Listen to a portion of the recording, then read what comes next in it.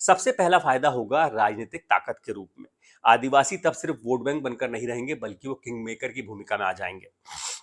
सबसे पहले देश में आदिवासियों की राजनीतिक ताकत इतनी मजबूत हो जाएगी कि कोई भी सरकार आदिवासी पार्टियों के बिना ना बन पाएंगी, और बन जाएंगी तो चल नहीं पाएंगी।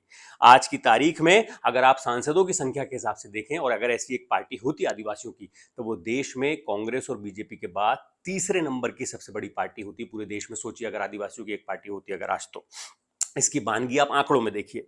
देश की लोकसभा में 47 सीटें आदिवासियों के लिए आरक्षित हैं, इसलिए 47 सांसद तो जरूरी है कि आदिवासियों के चुनकर ही आते हैं। 543 में से 43। इस संख्या का अंदाजा आप इसी बात से लगा सकते हैं कि साल 2024 के लोकसभा चुनाव में भारतीय जनता पार्टी को 240 सीटें मिली, और वो बहुमत के आंकड़े से 32 सीटें पीछे रह गई। फिर ये नंबर 47 कितना बड़ा है, इसका अंदाजा आपको लग जाएगा।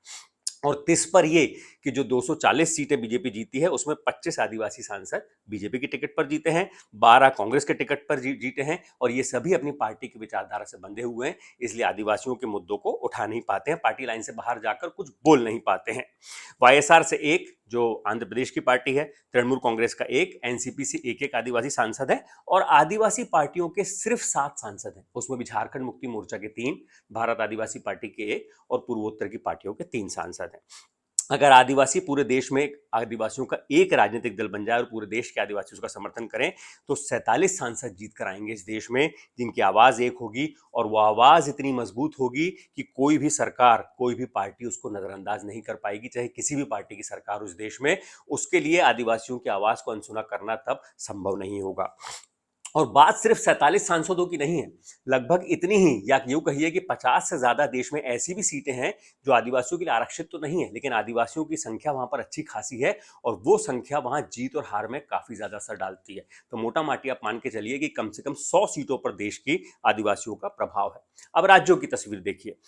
अगर आदिवासियों का एक राजनीतिक दल बन जाए, तो मध्य प्रदेश में देखिए 47 आदिवासी विधायक चुनकर आते हैं, महाराष्ट्र में 25, गुजरात में 27, राजस्थान में 25, ओडिशा में 33 विधायक आदिवासी हैं, छत्तीसगढ़ में 29, झारखंड में 28 सीटें आदिवासियों के लिए आरक्षित है, तेलंगाना में 12, आंध्र प्रदेश में 6, हिमाचल प्रदेश में 3, पश्चिम बंगाल में 16, जम्मू कश्मीर में 9, कर्नाटक में 15, उत्तराखंड में 2, तमिलनाडु में 2, केरल में 2, और असम में 19। मैं चाहूं तो 3-4 राज्यों के नाम गिनाता और उसके बाद आदि इत्यादि कर सकता था, लेकिन मैं जानबूझकर आपको एक एक राज्य की हाल बता रहा हूं, ताकि आपको पता चले कि देश में कितने आदिवासी विधायक हैं। और ये मैंने अभी पूर्वोत्तर के राज्यों का नाम नहीं लिया है। अरुणाचल प्रदेश में 60 में से 59 सीटें आदिवासियों के लिए आरक्षित है, मणिपुर में 19, मेघालय में 60 में से 55, मिजोरम में 40 में से 39, और नागालैंड में 60 में से पूरी 60, त्रिपुरा में 60 में से 20।